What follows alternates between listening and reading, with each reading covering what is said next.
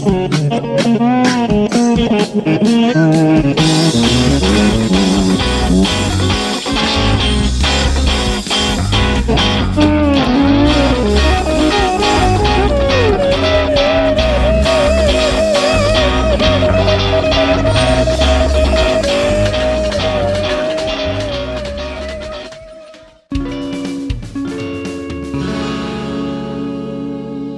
right, welcome back everybody. Well, this week is going to be tackling the late great Jimi Hendrix. This is going to be from my favorite album, Axis Bold as Love. This is You Got Me Floatin' by the Jimi Hendrix Experience. It's this sweet rhythmic jam in A and just double stops all over the place. And the parts themselves aren't super complex on that main rhythm part, but we're going to walk through that. I'm going to show you how you can actually faux the backwards stuff on some of his leads by utilizing one of my effects. And if you ever wondered why there's anything funny maybe sounding with the bass, I'm going to show you why that is the case too.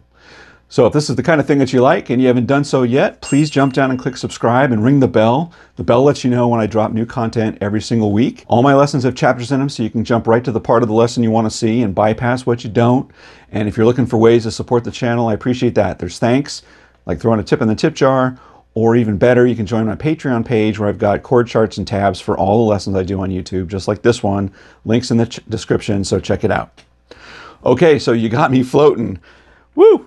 All right, so this one's, there's so many songs on that Axis Bold as Love record that are just, they're so fun. Like, that was such a great period. You know, it's different from Jimmy's first album. Anyway, just a magical period, my point of view. I love this album front to back, and this is one of my favorites. So You Got Me Floatin'. So best played on a Strat. To my ear, it sounds most likely well, he's playing a 3-position switch Strat in the mid-60s, but it sounds to me like he's got what they used to do is they used to take that 3-position switch, right? 3-position used to be 1 all the way back, 1 in the middle, and the next one was the neck, right? But what they would do is they would take that switch and they would sort of rock it and let it fall in the in-between spots. So there was your switch would sort of hold in the number 4 spot, and it would hold in the number 2 spot to light up these 2 pickups, But it sounds a little different, I think, than the 5-position switch. I may be imagining that, but it just sounds like when they rock it, that, it might get a little more of the bridge than a completely even, both pickups on in the even way, or maybe more heavy on the middle. I don't know. Like I said, it may be my imagination, but I think for this song, it sounds closest on a modern Strat when you have it in this number 2 position with both of these pickups lit up. Okay. All my signal chain gear is going to be in the description below. I'm pretty much running straight into my Fender Bassman, and I've got it attenuated down. I've got a little bit of a boost on it, but that'll all be down there below, okay? But so that's the sound that I got going on right now. It's not a lot of dirt, you sometimes think Jimi Hendrix, I got to crank up all the overdrive. No, this is just very crisp Fender, very much hearing the clarity of the Fender. So don't put too much hair on that, if you will. Okay, so let's talk about the opening riff.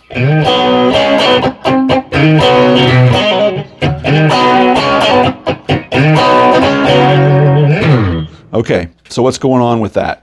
So this is all sort of based around the, this sort of 5th to 7th fret. It's sort of around a D chord.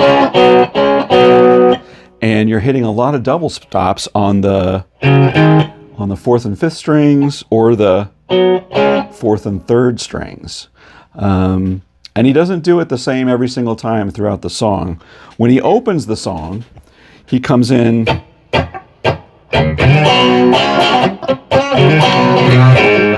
So he hits that C note, and he hits that open string A and hammer, flicker on the D string. I'm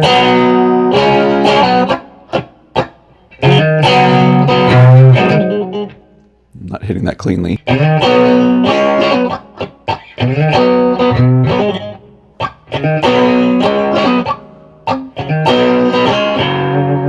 there's sort of a first half of a riff and the second half of the riff, right? The first half, at least as he opens the song, has this C note on there, right? For the first half. And then on the second half, he doesn't go to that C. The second half, it's just... And when you're ending on that, that's the 5th and the 4th fret right there. I mean the 5th and the 4th string at the 5th fret. And the reason that's important, as you will see, is that the bass note is hitting a G there every time, right? So the bass is going, I'm going to actually, well, you got a treat coming on the bass, but the bass is going to be...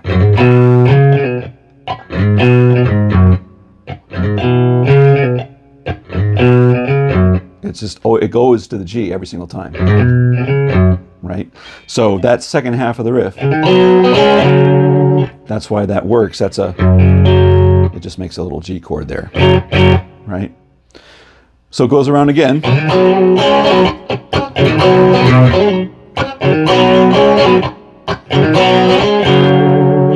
And then it comes in with the verses.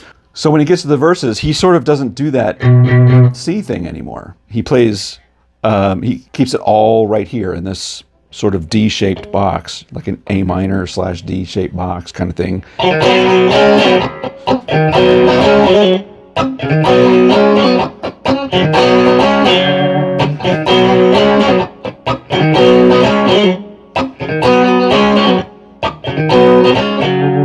Right? And that little flicker, don't do it every time. Do it most of the time, but don't do it every time. Do that sometimes. But just, that's the sort of form that he's doing on those verses. It's that little box. It's just great groove. You're just, with your right hand,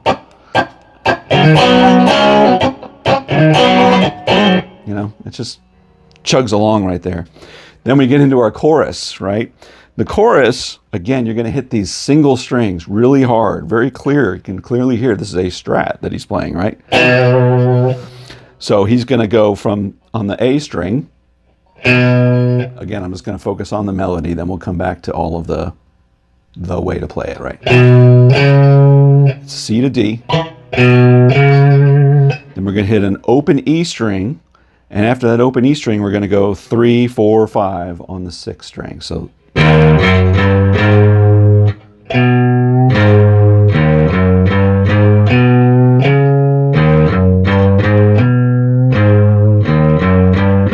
right? That's the sort of form that it's doing. But obviously, you're picking it more.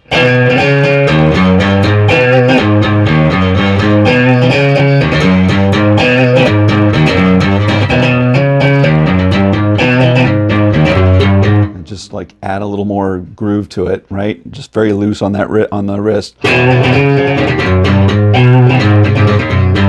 right? That's just that's so fun. But that's all there is to it. There's no, it's not really chords. It's literally just those open strings, and you're hitting it. You're just hitting it, you know, firm, strong, and it's still clear. It's not like totally distorted, broken up, right? So then go back to your verse again.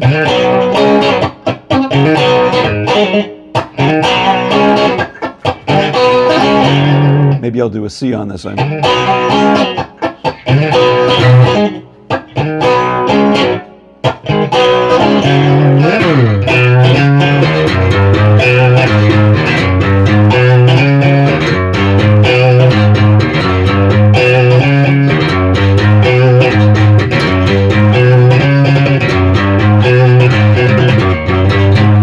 Do something different at the end there. Then we go into our guitar solo, and it's very cool what the there's a couple different guitar things going on here, right? There's a very relatively tame like that sort of tone guitar that we've just been playing. You're hitting an open A, you're hitting the octave A at the 7th fret on the 4th string, and you're hitting the 7th of that chord up here on the 2nd string on 8. So if you picture, he's not playing this fully fretted A7, but if you picture an A7, right, it's like you're just taking that part, of the A7 chord. I'm sort of muting the third string. He might fret it, right? But mostly what you're hearing is this.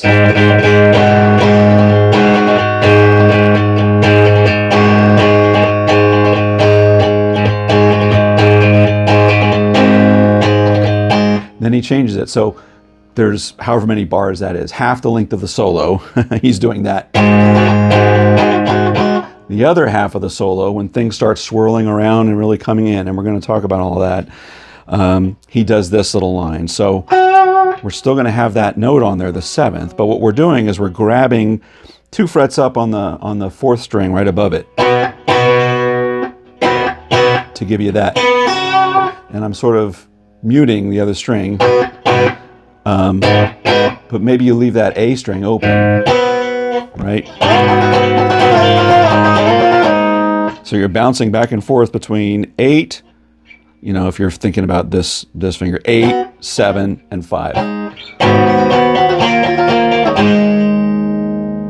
That's what's happening during the second half of the solo. So the first half of the solo, it's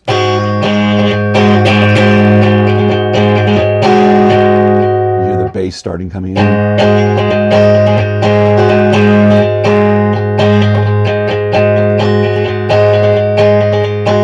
Now the second half.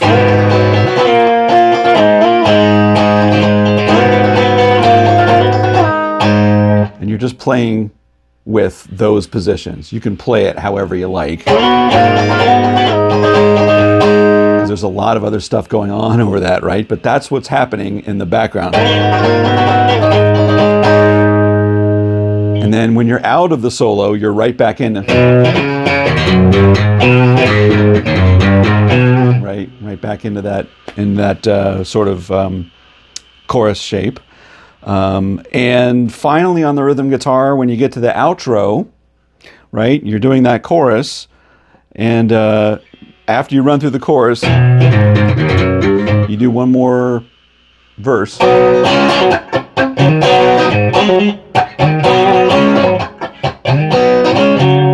then it's just the guitar, bass drops out.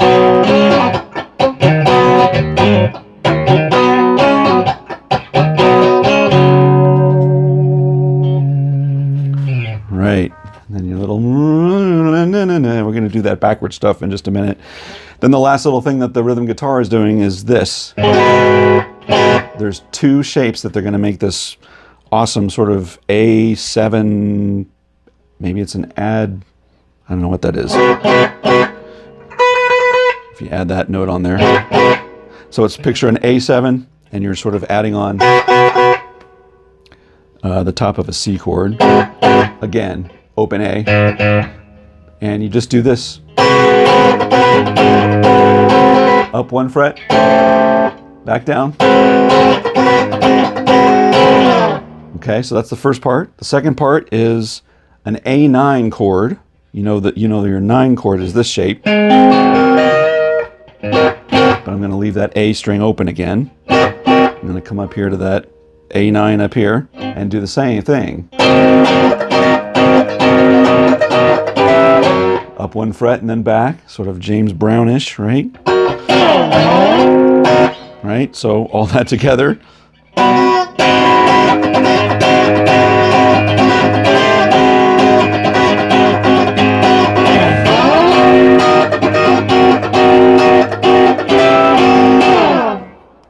All the way out. So that's the rhythm guitar. And that's actually the favorite guitar for me, like in this song. It's just so fun to play. A lot of double stops. Yeah, just greatness. So let's talk about the guitar solo now. So the guitar solo has this great swirling thing that's going on. It's got that rhythm guitar sort of thing that's happening in the background as a bed. And then the bass sort of takes over and it flies in and it does this crazy sounding thing. And we're going to talk about that in a minute. And then of course you've got sort of a full-on, you know, distorted more distorted sounding sort of Jimi Hendrix, and it's all a lot of backward stuff that's going on. And backwards guitar is just so damn fun, but like, how do you do it? But you know, there's actually a lot of pedals out there that can do this, and the Boss Digital Delay DD8 has this great mode on it. The 7 had it too. It's got a reverse mode. So you can play a note and it sort of does a sort of backwards thing on it.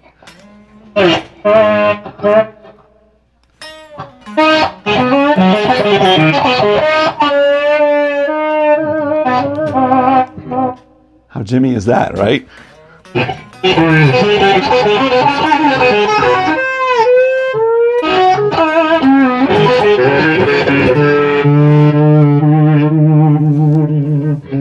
Just all day long with that. So anyway, yeah, the Boss DD8 gives you that ability to just play those little parts, right? Yeah. So you can sort of approximate a lot of those, you know, the stuff that he's doing, you know, in the beginning part, it's comes in down there. With that then.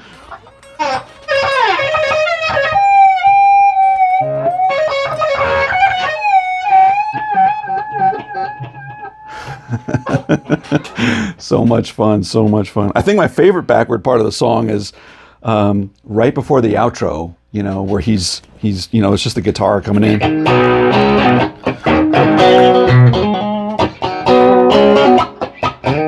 In my desire. And you hear this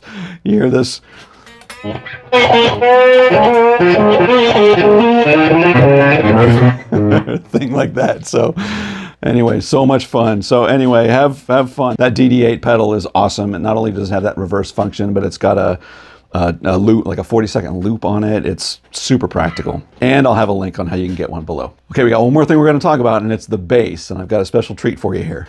And that special treat is I learned Jimi Hendrix played bass on this song, and he actually used a guitar just like this. It's a 1967 Hagstrom 8-string bass.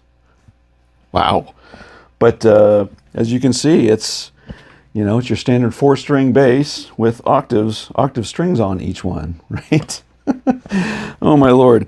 So I had no idea. And if you listen to I'm going to link it right here. If you listen to, as I was doing research on the song, you listen to isolated tracks, and Rock Band is like a great source for isolated tracks on a lot of these classic rock songs, and people put stuff up on YouTube. And link here has a guy that posted sort of the bass track on from Rock Band of it, and you can hear it. It's an octave bass, and so I started looking it up, and yeah, this is the bass, not the one, but this is the same model, I guess, that he used. Swedish. It's a Swedish 8-string bass.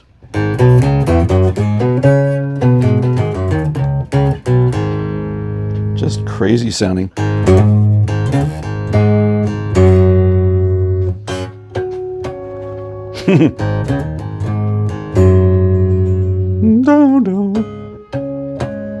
Anyway, I digress. But yeah, so the bass is very simple, as I mentioned earlier. But it goes to that G note every time. So every time, you know, when it does come in,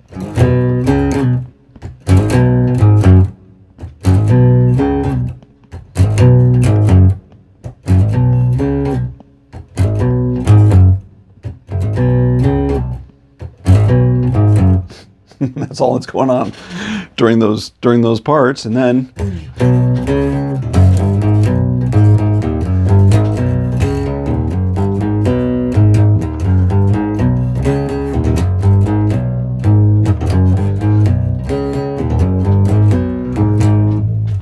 so fun.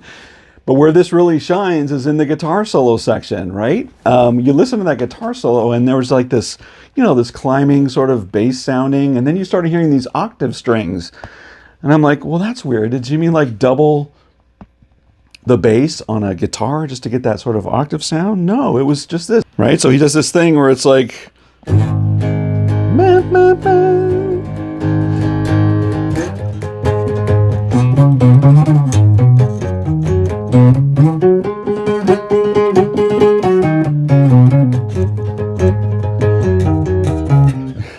that kind of thing. But you know, you hear that octave string.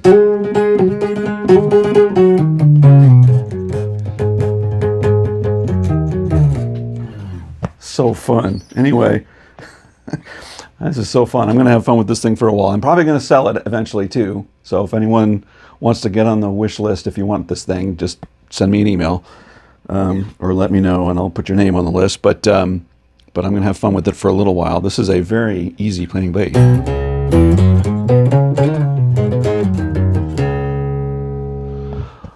Maybe I'll do Achilles' Last Stand bass on it. All right, well that was You Got Me Floatin' by the Jimi Hendrix Experience, and I hope you learned something new today. If this is the kind of thing that you like and you haven't done so yet, please jump down and click subscribe and ring the bell. The bell will let you know when I drop new content, which I do every week. Let me know in the comments what you think about this, and if there's another song you want me to do, let me know what that is too. But until next week, take care everybody.